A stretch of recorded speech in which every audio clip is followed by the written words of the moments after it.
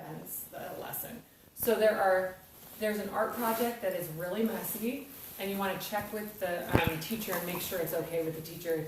The art project actually is sponge painting. So and the way to do it most effectively is to set up a station at each table and only have one set of tempera paints for each table. And so that there's one sponge per paint color. We're not mixing sponges. And then each kid will have a paper plate to kind of blot off the sponge. And so they're gonna lightly pencil draw in an animal. So you can either make it an animal, and a lot of kids are gonna wanna do an animal, and because the music is Carnival of Animals, it's Sanson Carnival of Animals, and so the swan is the main, but we actually have a supplement. Everybody should have a CD that has a supplement of all the other animals. So you can talk about all the different animals, and the kids can pick an animal and lightly pencil draw the animal on, and then they would just blot the paint on with the sponge. The setup is the most difficult part. The actual painting is really fast. Compared to some of the other projects we've done, the painting itself, because they take the sponge and they just touch the edge, and then they'll blot it on their plate, and then they'll just paint on the color. So you'll probably, because of animals, you'll probably want some brown. I'll put all the colors out, but you can pick the colors that you want to put out. And I wouldn't put more than like 4 or 5 per table. And so you can have a big plate and put the paints out, but you'd want to just have one, make sure it's clear. One sponge per color. I'll have plenty of sponges, just in case you need to. And then you can throw the plates away, and it's easy. Don't put too much paint out either for each table, so that we don't waste all the paint. They won't use a ton. So the paint. So all the sponges need to be washed and put back, right? The sponges have to be washed. The plates can be chalked. I'll buy a bunch of extra plates, and I have these big placemats I laminated last year, so the kids can actually take the placemats, put it on their desk. It'll cover their desk. So if they get paint on it, they're responsible to clean up their own desk. But the placemats should cover anything that could get too messy. So you'll want to ask the teacher if it's okay to do that art project. The other option, if you don't have as much time, I'm making a class set of the list of carnival animals. And so it would have the animal and kind of the description of the music. And so if you've got like younger classes, or if you've got a class that can't do the painting, then you can quiz them. You can play the different music off of the supplemental CD and see if they can guess which animal. Some of them are really easy, and so you go through and listen to them. Aviary is great. It really sounds like birds. The hens and the chicken and the rooster really sounds like pecking. There's one that's called the pianist, and it's all scales. So it's kind of fun. It's not an animal, but it is fun for them to try to guess. So you can go through. Aquarium's a really famous piece. And it does sound like water, but it might be harder for them to guess it's an aquarium.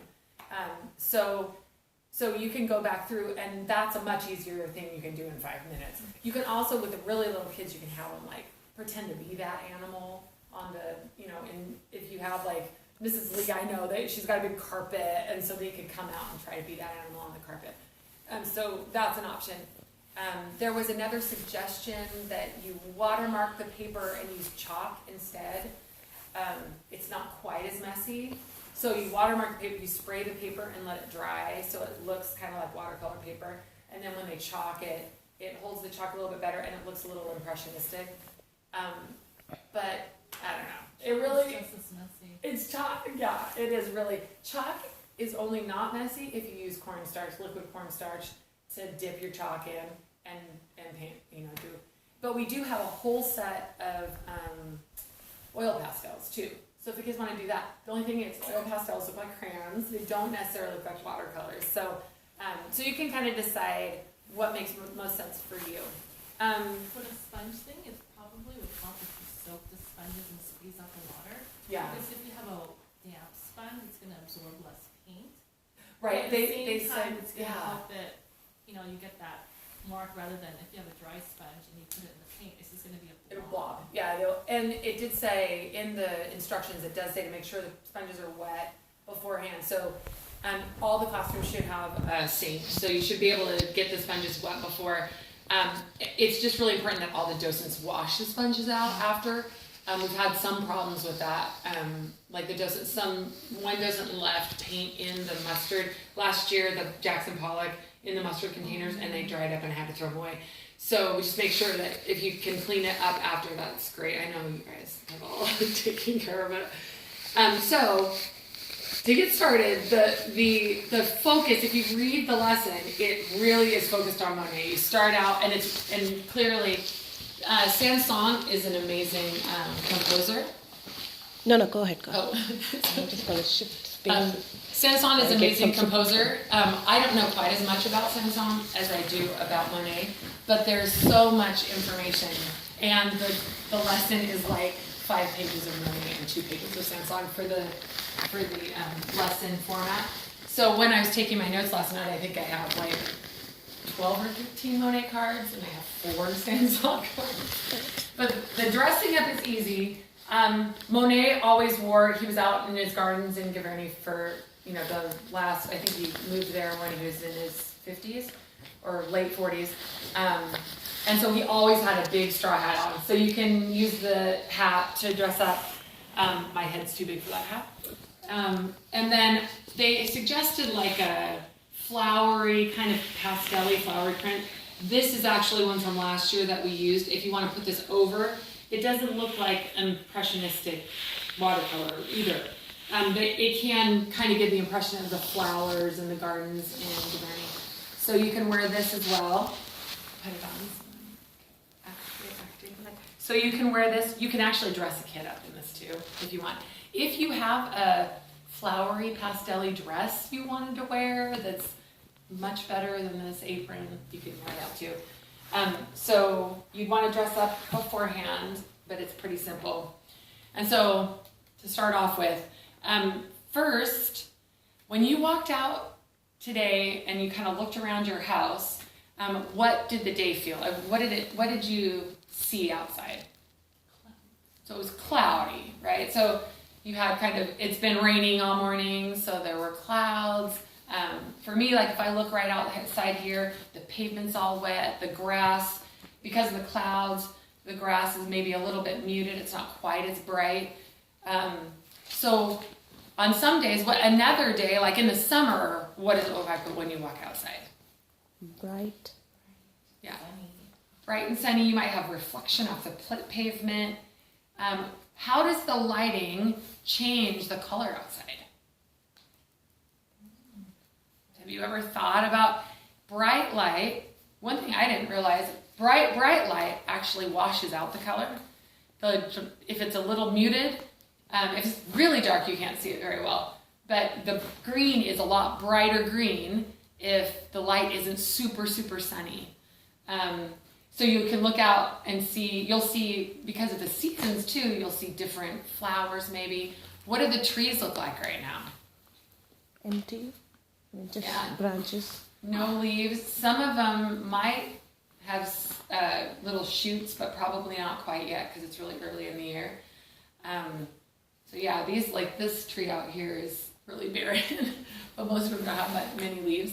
So if you were to draw the scene outside your house, would your scene outside, say everyone drew the scene outside my house, would everyone's look the same? Similar, maybe. Maybe similar, yeah. But I think not just because of the skill level of everybody, but everybody sees the world in a slightly different way, right? What if you were to see a scene and then walk away and quickly sketch it in color? Would it look even more different? Yes. Because you're going to see, maybe you're going to focus more on the tree. Different things. Yeah. And maybe somebody that loves flowers will look at just flowers. If somebody that loves to skateboard might just draw my sidewalk, So you'll focus on different things. Now, those ideas that you have about the scene outside are what we call your impressions of what you're looking at. So you quickly get an impression. For me, when I look outside, my first impression of the outside is it's kind of a gloomy day. Earlier today, when it was really rainy, it was dark and gloomy. Now the sun's coming out a little bit. It's not quite so gloomy, but your impression is going to be based on your own personal feelings and the way you see the world. So it's important for them to understand what an impression is. So the name for the kind of painting we're going to talk about today is Impressionism. It's the impression that the painter gets, and that was kind of looking at something quickly at different times of day, at different seasons. You get an impression, and then they would paint the impression of it. So now, there's this is kind of beat up. It's really beat up, actually. So this, if you look at this, what does it say on, can you read? It's all, so it says Impressionism. If you were going to look at this, this shows you a little bit about Impressionism. What can you tell me by looking at this about Impressionism? It's from France. France, you've got the Eiffel Tower, and this is actually a map. France. What else do you think? The sun? Yep, they looked at the sun, and Shadow. this is outside. They're painting outside. So in French, I can't speak French, but it's en plein, or I can't remember. It means outdoor. Painting outdoors was not done very much before Impressionism. Most everything was really focused inside. So using outdoor natural light. What about the paint on the background? Yeah, the texture, which is really going to come up later. You'll see texture using the paint, and it'll give you kind of a blurred thing looking up close and far back. It actually, you can see things more clearly when you step away from it. So that's Impressionism. Sorry, I was up till 3:30 doing that, or 1:30 this morning doing this. So the artist that we're going to talk about today is Claude Monet. And last month, we talked about a different painter. Who can tell me who last month's painter was? It was actually 2 months ago in November. Who did we talk about? Has a name very close to this. Manet. Clay was the first one. Manet. Manet. The jar of mayonnaise. Yeah. Somebody took it home. But so Monet and Manet were actually really good friends. So Claude Monet, now Manet and Monet were friends. Where are they from? If it looks like Monet, France, right? So we looked at Impressionism and we saw the Eiffel Tower. Monet is from France. Manet was too. Now, does anyone remember who Manet had a special? We talked a little bit about Impressionism last time. There was some significance about Manet and Impressionism. Do you remember what they called him regarding Impressionism? The father of Impressionism. So he was the father of Impressionism. Claude Monet is the leader of Impressionism. So Manet started the movement. They credit him with starting it because he was earlier, and he kind of broke ground.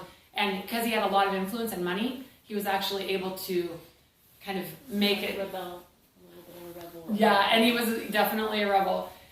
Monet, most of the Impressionist painters had no money. They were friends. Actually, a lot of them were very close friends. But Monet didn't start making money until he was about 50. He was destitute. In fact, and you can tell your class depending on the age, he actually attempted suicide in 1868 because of poverty issues. He was penniless, and he married Camille Monet. They had 2 sons together. The first son, he wasn't married when he had her, so you can decide what you want to tell them. But they had 2 sons together, but they had no money. And she died at 32 of tuberculosis, and leaving him those two boys. And so he had kind of a rough beginning, but he was madly in love with Camille. And there were a lot of paintings he did of her. There's some really, really famous paintings of Camille. And I've actually printed out a bunch of artwork of Monet's and pictures. So when he started this Impressionist movement, what was happening at the time, or when he became the leader of the Impressionist movement, what was happening at the time was everything was a lot more structured, a lot more realistic, and this was really, really a huge departure. Do you think the public liked the painting when they first started seeing it? They hated it. They were very hostile toward the Impressionist paintings. In fact, there was a critic that first saw this painting. So this is one of Monet's very first paintings. And the name of this painting is called Impression, Sunrise. And that's where the Impressionist movement got its name. A critic saw this painting, hated it, and termed all of these painters doing the same thing, Impressionists, as kind of a mean thing. And the Impressionists were like, you know what, it's actually pretty accurate. We're pretty much just giving the impression of things. They loved it, and they kept not everybody loved the name, but they actually decided to keep that name, Impressionist. And the critics were using it in a derogatory sense, but the Impressionist painters didn't seem to mind too much. So this is one of the very first, this was painted in 1872. This is one of Monet's first prints. Now I did, for your information, I did print a lot of the pictures, but this is a photograph of Monet in his studio. I have a couple of photographs of Monet. So this is, when he was older, when he started making some money, he was actually able to, when he had purchased Gavarni, he had some a big barn with skylights in it where he would paint. And so these are pictures of him. He's got a cigarette in his mouth in this. He actually died of lung cancer at 86. So you can point out the cigarette for the kids. Don't smoke, kids. But these are pictures of him. So it's not just pictures of his painting. Let's see. So he actually painted in series. He loved certain things, and he would paint series of things. I was telling Renita earlier.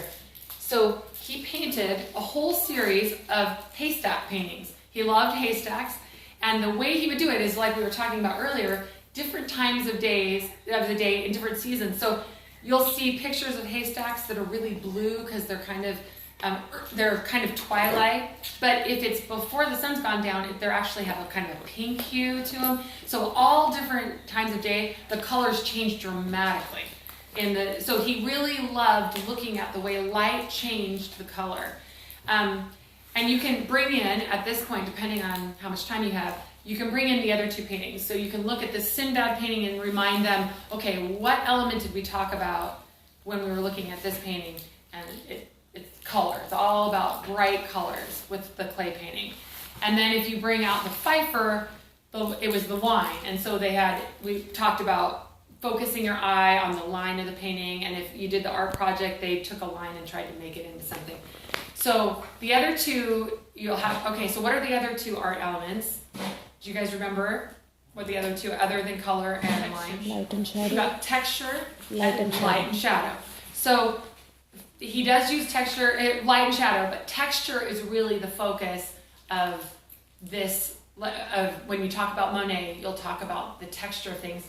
So you can point out the texture that you see by paint. Now, how do you see texture in a painting? Because if you're at a museum, you can't go up and touch it because you actually feel the texture on the painting. You'll have globs of paint. You'll actually feel that. But how would you see the texture if you couldn't touch the painting?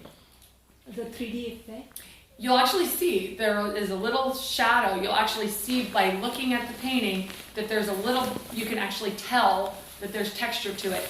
And We could also see it because of the colors that they've used and the light, the way it falls. Yeah, you'll see the texture of the actual paint, or you'll see the way they've painted the light coming through, looking like at the lace. You'll see like sometimes there are a lot of different ways you can portray texture without physically making it texture.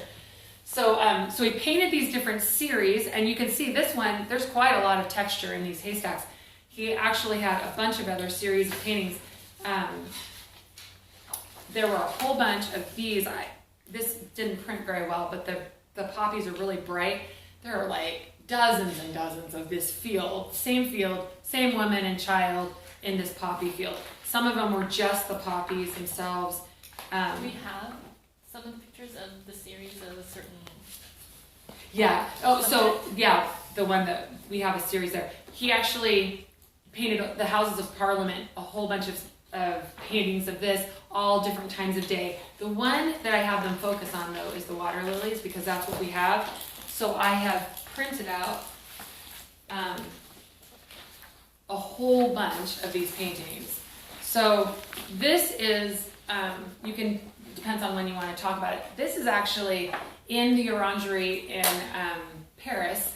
There's this museum that he actually designed these rooms. There's a museum in Paris, it's not talked about in the book, but it's specifically a Claude Monet museum called L'Orangerie that has 2 oval rooms. And so you can see, looking at this painting, this is one.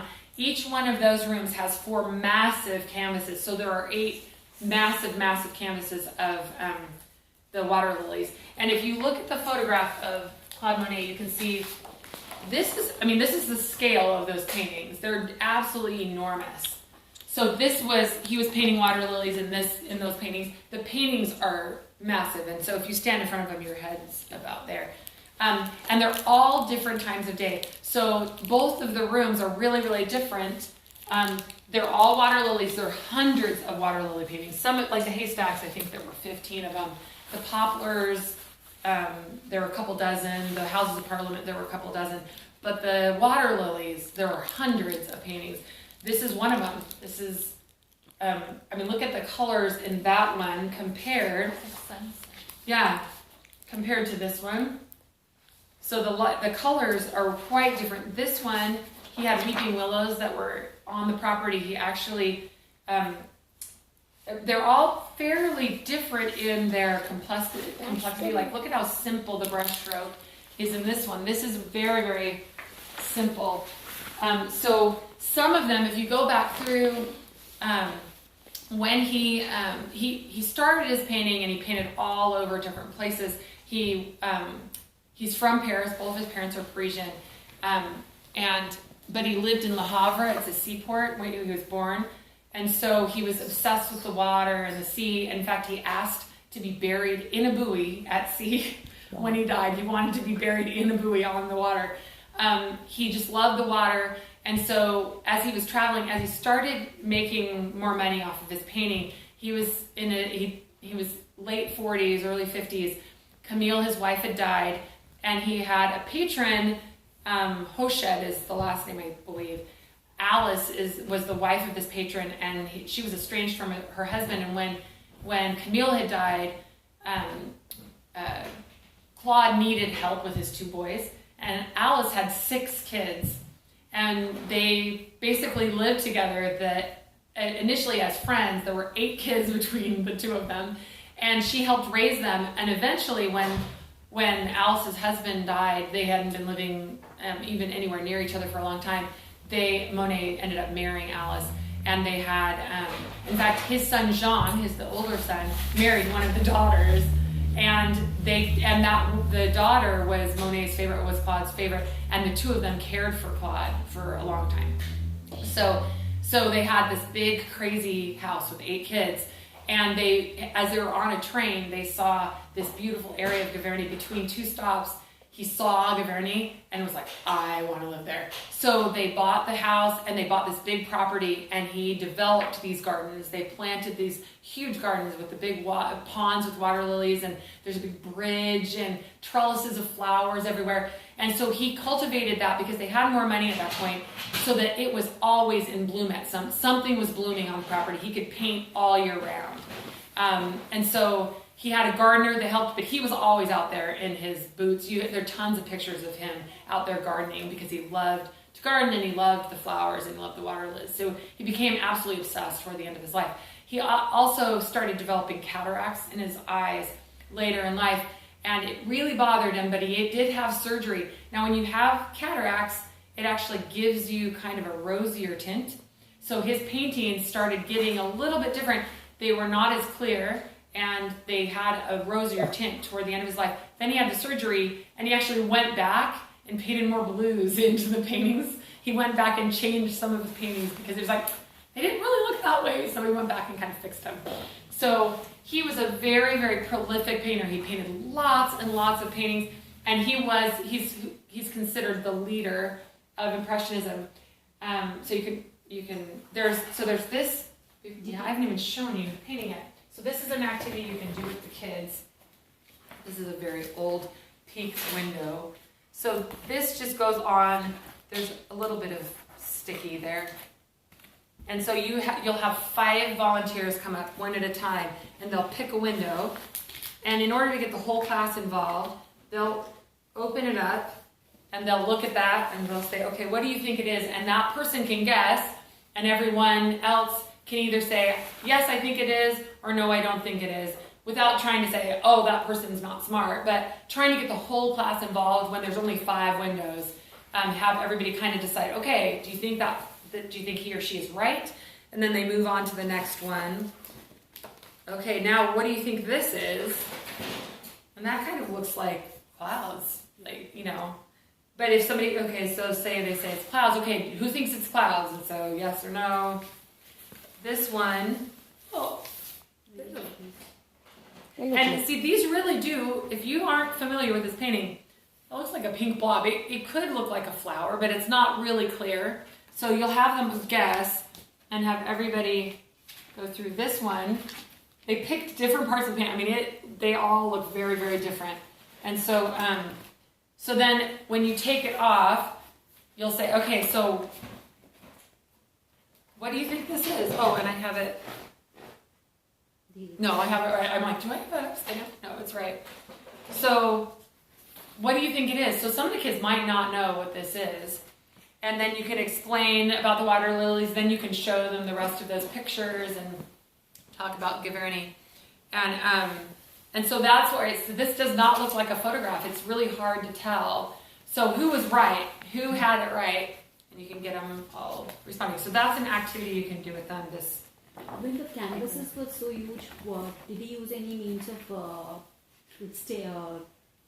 ladders to help him? Yes, he did have ladders, so he could paint. And it's interesting, if you look at there's these huge long stretched canvases, and you can see seams in the canvases where he had to put seams together where they're sewn together, and because they span massive, one of the walls is like 30 feet long. I mean, it's massive, massive canvases that are taller than. So he did have to get up on a ladder to paint the top of it. And he worked fast. If you look at how huge those canvases were, and he had hundreds of those canvases, he did work fairly quickly. When we talk about Seurat, the pointillism, a couple of years ago we talked about Seurat, it took him 2 years to paint that painting. So Monet was much faster, but he also wasn't painting in a realistic way. So he was able to give his impressions of the subject fairly quickly, which was characteristic of those painters. Now, you can say as much or as little as you want about Monet. The way they transition to the... You want me to stop? Yeah, you can stop.